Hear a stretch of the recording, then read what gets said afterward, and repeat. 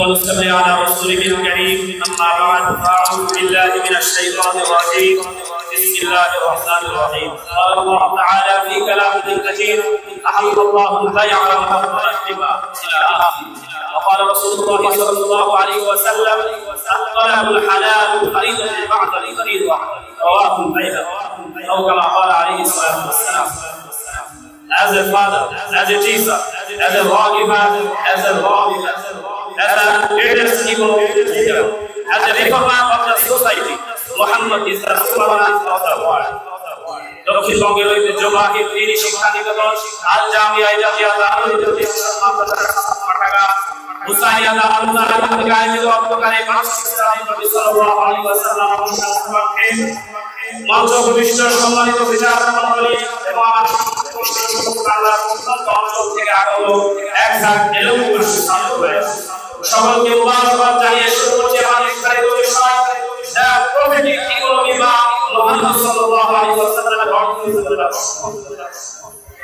প্রিয় উপস্থিতি মহানবী সাল্লাল্লাহু আলাইহি ওয়াসাল্লামের আগমনের পূর্বে আরব সমাজ ছিল জাহিল যুগের অন্ধকারে সামাজিক জীবনের মতো অর্থনৈতিক জীবন ছিল ভয়াবহ সংকটের ধনীরা গরিবদের উপর অমানবিক সুদের বোঝা চাপিয়ে দিত। এছাড়াও ব্যবসা সমাজ ছিল কুরাইশ প্রধান ও ইহুদিদের হাতে ছিল।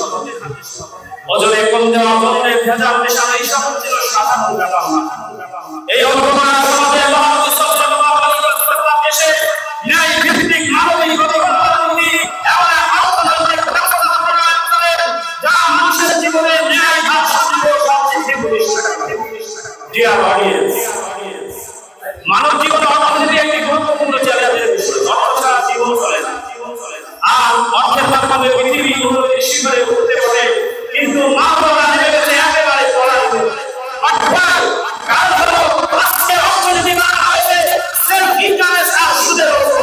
অথচ মহানবী সাল্লাল্লাহু আলাইহি ওয়াসাল্লাম আমাদের শিখিয়েছেন অর্থনীতি মানে শুধু টাকা পয়সা ধ্বংস করা নয়, বরং অর্থনীতি হলো ইবাদতের অংশ, অর্থনীতি হলো সমাজের অংশ, অর্থনীতি হলো দুনিয়া ও আখিরাতের সফলতা।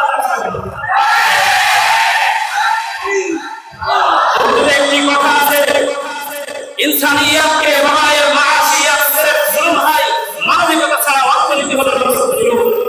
প্রিয় সাথী ও বন্ধুগণ, মহানবী সাল্লাল্লাহু আলাইহি ওয়াসাল্লামের অর্থনীতি কেমন ছিল? আর অর্থনীতিকে কয়েকটি ভাগ করা যায়। নম্বর 1, হালাল ইনকাম।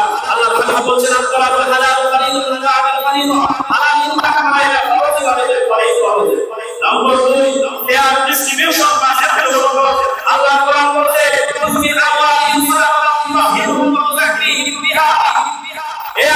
এই জাতীয় আয়াত অনুসারে মহানবী সাল্লাল্লাহু আলাইহি ওয়াসাল্লাম নিজে দান করতে অন্যদেরকে উৎসাহ দিতেন এবং যাকাত, সাদকা, ফিতরা সব ইত্যাদি ধনীদের থেকে নিয়ে গরিবদের কাছে ফিরিয়ে দিতেন। নম্বর 3, আল ইসরাফ ওয়া তাবযীর, অর্থাৎ অপচয় থেকে বিরত থাকা। আল্লাহ কোরআন বলছে ইন্নাল মুবাসসিরিনা কানু ইখওয়ানা শায়াতিন, যারা অপচয় করে তারা শয়তানের ভাই। এজন্য আল্লাহ তাআলা অপচয় করেননি, তিনি সাদাসিধা জীবন যাপন করেছেন। নম্বর 4, মানবিকতার ভিত্তিতে অর্থনীতি, অর্থাৎ লোভ নয় বরং দয়া ও মায়া দিয়ে তিনি অর্থনীতিকে পরিচালিত করেছেন। নম্বর 5, আন্তর্জাতিক বাণিজ্য ও সহযোগিতা। বৈদেশিক বাণিজ্যের ব্যাপারে মহানবী সাল্লাল্লাহু আলাইহি ওয়াসাল্লাম আমাদের উৎসাহ দিয়েছেন। যেমন যুবক বয়সে হিলফুল ফুজুলে অংশ নিয়েছিলেন, যেখানে বিদেশি বণিকদের অধিকার অগ্রাধিকার চুক্তি হয়েছে। প্রিয় সাথী ও বন্ধুগণ, এবার আমরা জেনে নেব মহানবী সাল্লাল্লাহু আলাইহি ওয়াসাল্লাম অর্থনীতির শুরুয়াত কি হয়েছিল।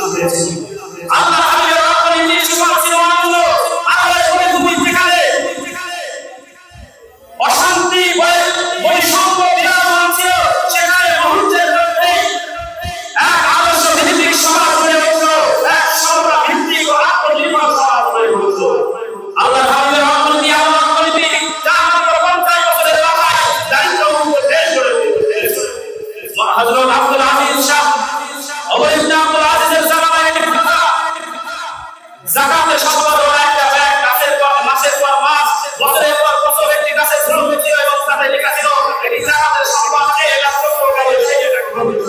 আলহামদুলিল্লাহ ইতিহাস সাক্ষী ওই ব্যাগ গ্রহণের মতো যোগ্য হতে পাওয়া যায়।